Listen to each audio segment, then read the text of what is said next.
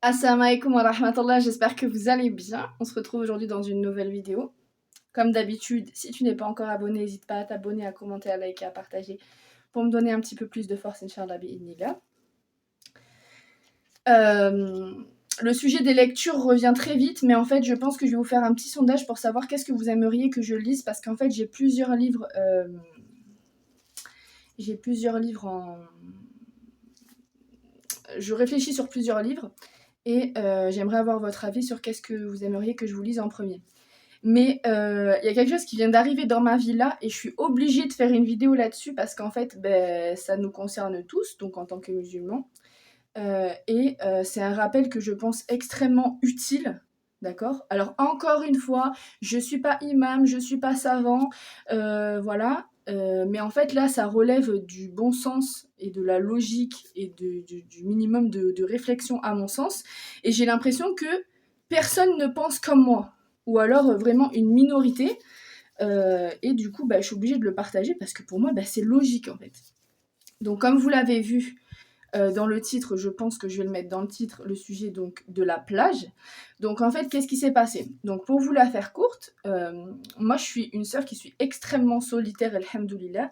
Je fais attention de trier mes fréquentations sur le volet parce que il y a de tout et de n'importe quoi. Bref.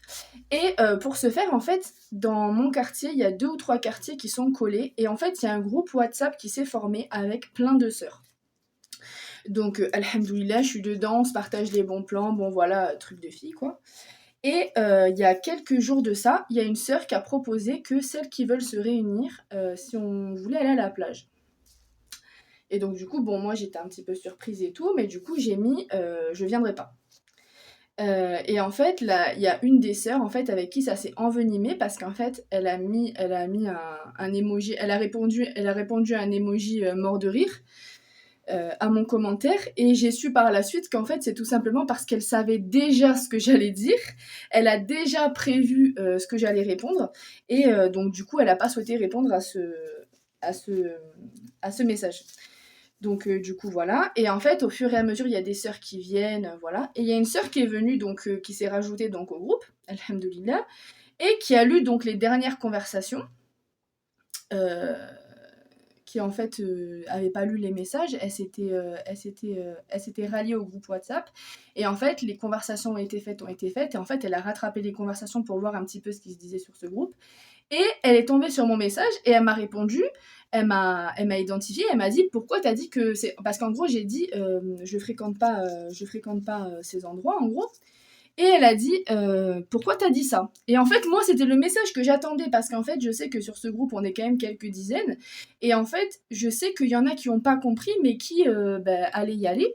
Et j'attendais juste qu'une sœur, elle réponde et elle pose la question pourquoi est-ce que tu dis ça pour répondre. Donc, du coup, j'ai répondu, j'ai fait un paragraphe où j'ai dit ça. Et alhamdoulilah, la sœur, elle a lu le paragraphe et elle a dit alhamdoulilah, barakallah, fait que du rappel et tout ça. Et du coup, j'irai pas.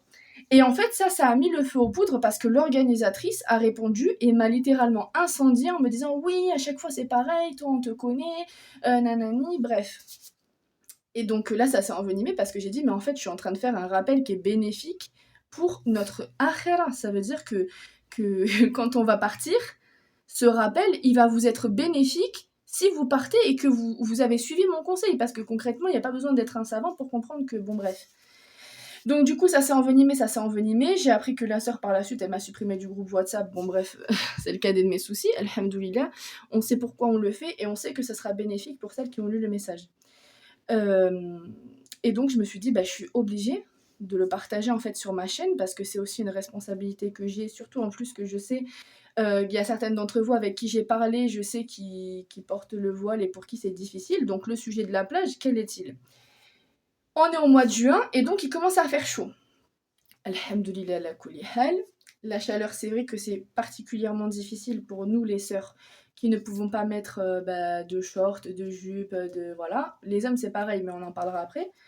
Qui ne peuvent pas mettre de shorts, de jupes, avec le hijab, c'est vrai que c'est voilà. Et donc la chaleur c'est difficile et donc on a la tentation d'aller à la plage. Le problème c'est que quel est-il? Je vais pas passer par 4 chemins et je pense que vous-même vous vous attendez à ce que je vais dire. Quel est le sujet de la plage? À la plage, quand vous y allez, déjà, premièrement, il y a de la mixité. Déjà, premièrement, il y a des hommes, il y a des femmes, dans le même endroit. Déjà, il y a des questions à se poser à ce sujet-là. Encore plus grave, et une aggravation de ces faits-là, il y a de la nudité. Les femmes sont en culotte. On va parler très clair, très cash. Hein. Les femmes sont en culotte, les femmes sont à la limite du caleçon, quoi. Donc déjà, ça, c'est un autre problème. Déjà, ces deux problèmes-là, déjà, ils devraient vous dire, bah non, en fait. Troisièmement, moi, donc pour vous dire la vérité, vous savez pas où j'habite et vous saurez jamais où j'habite. Par contre, je peux vous dire où est-ce que je suis née. Je suis née à Arcachon. Pour ceux et celles qui ne connaissent pas Arcachon, tous les gens qui viennent à Arcachon, c'est pour la plage. C'est une mini-ville en bord de plage.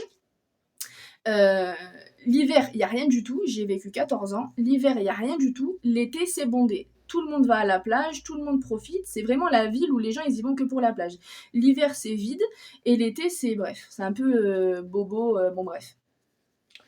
Moi, je suis née dans la plage. Ça veut dire tous les étés de ma vie jusqu'à mes 14 ans, j'ai été fourrée à la plage tous les jours que Dieu fasse. Subhanallah. Tous les jours. Ça veut dire la plage, on peut pas venir me donner des excuses, nanani, je la connais par cœur de A à Z.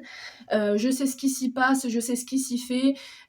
Tu peux pas m'avoir, que ce soit Lacano pour ceux qui connaissent, que ce soit Lacano, que ce soit les Grands Crocs, que ce soit l'océan, que ce soit le lac, que ce soit la plage, que ce soit... Moi j'avais une maison, alhamdoulilah, avec une piscine, que ce soit la piscine, n'importe. Je sais ce qu'est le monde de la plage, de l'été, du soleil, les glaces, les gaufres, bref, on en parle. On en passe. À ce sujet-là, en me convertissant à l'islam, comme vous le savez, je suis convertie à l'islam depuis, alhamdoulilah, 12 ans maintenant, j'ai appris ce qui était autorisé et ce qui était prohibé. Et donc, de ce fait, j'ai de facto éliminé la plage. Pourquoi donc? Parce que la nudité, parce que la mixité, parce qu'il y en a qui mettent la musique, parce qu'il y en a, ça dragouille, ça vient te parler, les manques de respect, des fois il y a des embrouilles, il y a des couples, c'est n'importe quoi, c'est bref. Si c'est pas l'alcool, parce qu'il faut pas se mentir, dans les bords de plage, il y en a plein qui boivent des bières et nani et nana, la cigarette, enfin bref, tout est n'importe quoi. Donc, de ce fait, il me paraît logique que le musulman n'a pas à aller dans un endroit où tout ce qui est prohibé est interdit. Enfin, tout ce qui est prohibé est là. Pardon. Maintenant, qu'est-ce qui se passe? Oui, mais il fait chaud, mes enfants, j'ai pas de jardin. Donc, alhamdoulilah, il y en a certains qui ont des piscines. Alhamdoulilah, il y en a certains qui ont des grands balcons ou quoi. Ils peuvent mettre une petite piscine ou quoi. Maintenant, qu'est-ce qu'il y a? Moi, qu'est-ce que je fais? Parce que du coup, c'est bien beau, mais il fait chaud. Il y a l'application Swimmy. Pour ceux et celles qui ne connaissent pas, l'application Swimmy, c'est une application où vous pouvez, et c'est pas un partenariat, rien du tout, hein, c'est vraiment vous donner des astuces pour éviter, n'allez pas à la plage. N'allez pas à la plage. Il n'y a pas besoin d'être un savant pour comprendre que c'est pas un endroit où le musulman doit se mettre. Déjà, premièrement, s'il y a des hommes qui regardent ma vidéo, déjà vous êtes des hommes. Ça veut dire que vous êtes des chefs de famille, vous êtes les bergers de votre maison.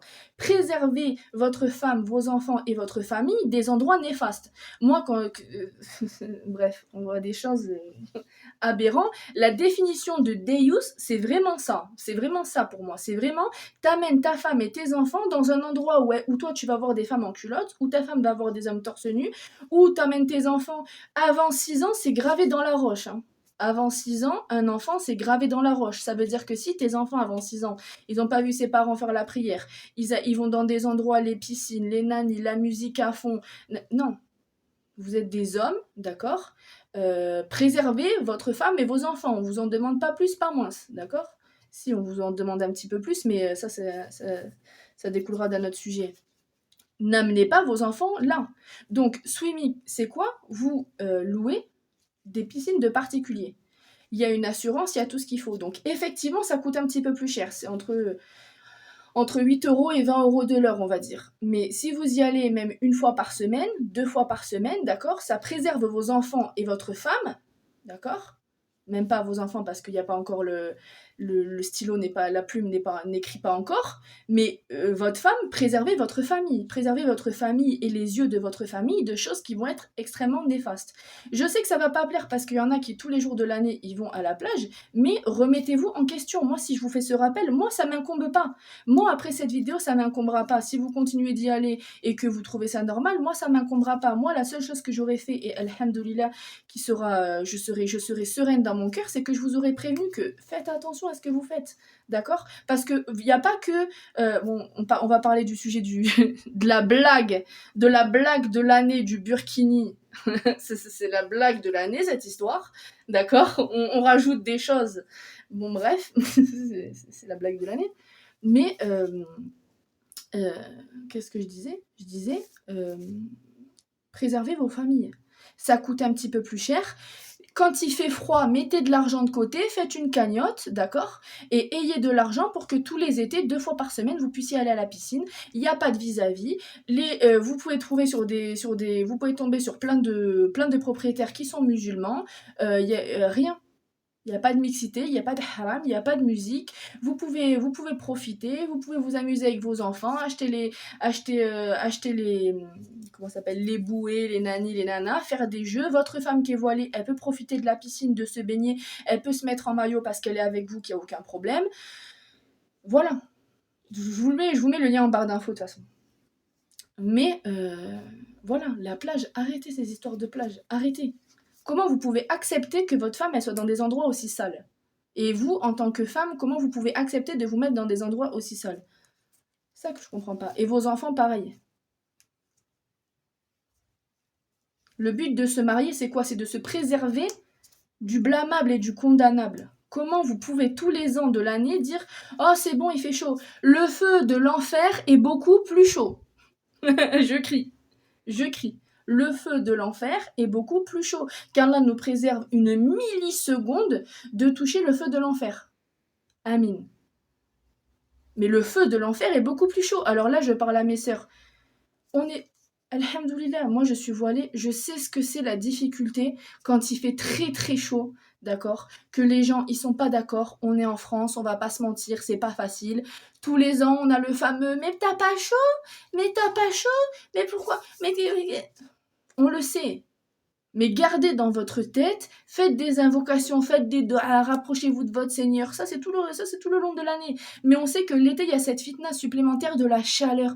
Il fait chaud, il faut se voiler, se couvrir, se nani, on transpire. C'est difficile, on n'est pas comme les hommes. Et les hommes, c'est pareil, hein, la hawla, c'est pas que pour les femmes. Hein. Donc les hommes qui mettent des shorts au-dessus du genou, c'est 0 sur 20, ça. C'est 0 sur 20, je vous le dis. Il n'y a pas de... Ouais, les femmes, elles se dévoilent, les femmes, elles sont nues, nanani. Mais la hawla, c'est pour vous aussi. La hawla, c'est en dessus, c'est du nombril jusqu'au genou. Hein. Donc les petits shorts comme ça, n'importe quoi, faut se respecter dans la vie aussi. Bon bref, c'est même pas une question de se respecter, c'est une question de craindre Dieu. Parce que mettre l'exergue sur la femme, c'est bien beau, mais faut regarder un petit peu aussi vos comportements à vous. Parce que les shorts, jamais de la vie, ça a été autorisé pour les hommes, hein, jamais de la vie. Bon bref. C'est un autre débat parce que ça, fallait en parler. Parce que la femme, on parle beaucoup de la awra de la femme, et à juste titre, parce qu'aujourd'hui, il y a beaucoup de déperdition dans la awra de la femme, et aujourd'hui la femme elle-même ne connaît pas ce qu'est sa awra, mais bref. Mais l'homme c'est pareil, l'homme c'est pas parce que vous avez le droit de porter des t-shirts et des shorts que les shorts ils doivent pas être en dessous du genou. C'est la même chose. Bref. Donc voilà, donc la difficulté de la chaleur. Mais dites-vous que le jour du jugement, vous aurez un supplément. Le fait de vous être voilé, d'avoir tenu, d'avoir patienté, d'accord? D'avoir patienté dans la difficulté de la chaleur. Moi, j'habite dans le sud, hein. Il fait ressenti 40 degrés. Je vous mens pas. Je vais pas vous faire des screens dans la voiture et tout, nanani. Ressenti 40 degrés. C'est difficile. Il fait chaud. C'est difficile. C'est très difficile. Mais alhamdoulilah. Bon, déjà... On va pas parler de l'Arabie Saoudite, ressenti 54 degrés, mais bon, c'est un autre débat, pour eux, c'est la rigolade. Mais pour nous qui habitons en France et qui connaissons ce type de chaleur-là, ça commence à être difficile maintenant, quoi. Ça commence à être difficile maintenant. Donc, rappel, le feu de l'enfer est beaucoup plus chaud. Mes sœurs, mettez-vous ça. Moi, je vous dis la vérité, c'est un mantra que j'ai. C'est pas un mantra parce que Starford, je sais même pas si c'est autorisé ou pas le mantra, mais la ilaha illallah Muhammad Rasulullah, c'est une phrase que je me garde dans la tête toute la journée. Dès que j'ai chaud et qu'il fait chaud, que c'est difficile, le feu de l'enfer, il est plus chaud. Le feu de l'enfer, il est plus chaud. La religion est la balance entre la crainte et l'espoir. Vous avez la crainte et vous avez l'espoir. Des deux côtés. Il n'y a pas d'extrémisme des deux côtés. La religion est la religion du juste milieu. Et en islam, il n'y a rien à ajouter, il n'y a rien à enlever. Donc, dites-vous que le feu de l'enfer est beaucoup plus chaud et que vous n'avez pas et qu'en plus de ça, c'est pas qu'une question de nudité ou quoi, parce que ça c'est pareil. Donc parlons du sujet du burkini qui est la blague de l'année. Vous pouvez créer des burkinis qui soient les plus mestor du monde, ça n'enlève pas que la nudité n'est pas le seul facteur, pardon, je m'en perds mes mots, le seul facteur négatif de la plage. Parce que demain, vous avez déjà les burkinis, les prix, quoi. Genre, j'en ai vu à 80 €. Bon, même s'il y en a qui se vendent à 30 €, mais bon, bref. Mais quand même, vous achetez un burkini à 30 €, ok, très bien. Ok, donc admettons, donc déjà première chose, le burkini c'est pas toujours mestour, hein. Tu vois certains modèles, à quel moment c'est mestour? À quel moment c'est mestour? On voit tes formes, tu sors de l'eau, t'es trempé, ça colle ton corps, le hijab des fois il tient pas. Moi j'en ai jamais acheté, alhamdoulilah, ça m'intéresse pas du tout déjà. Bon bref, c'est un autre débat. Déjà. Mais quand bien même, vous avez un mestour pas cher et tout, nanani, un mestour, un Birkini mestour, voilà, qui correspond au voile chéri, nanani, tout ça, bien ample, l'eau, voilà, vous pouvez nager tranquille et tout, ok. Mais si vous allez à la plage avec ça, ça n'empêche pas que vos yeux ils vont être remplis de haram, que vous allez être dans la mixité, que votre mari c'est pareil, votre mari ou n'importe où vos enfants ils vont être dans des endroits qui sont pas bénéfiques pour eux. Ça sert à quoi? Et si vous louez une piscine, à quoi sert le burkini? Vous êtes avec votre mari. Vous êtes avec votre mari. Il me semble que votre mari peut vous voir en maillot. Il me semble. Wallahu a'lam. Bref. Donc, burkini, blague de l'année, quoi. Déjà, 80% des modèles ne sont pas mestour, hein, ce qu'on voit même sur les réseaux, hein. Il y a des sœurs qui s'affichent en burkini, t'as envie de lui dire, mais comment? Comment? On voit la forme de ta poitrine, on voit la forme de tes fesses, ça sert ta taille, tes bras pareil. Non, non. Bah non. Non, du coup. Non. Bah non. Voilà. Bon, bref. Et quand il y en a qui font des burkinis, voilà, bien mestour, bien nani, bien ce que tu veux, bah non, du coup, parce que du coup, tu vas à la plage dans un endroit où tu vas voir Albert en caleçon. D'accord? Donc, non. Faut réfléchir un petit peu à tout ce qui peut être néfaste dans l'endroit où tu vas. C'est logique. C'est logique. Bref.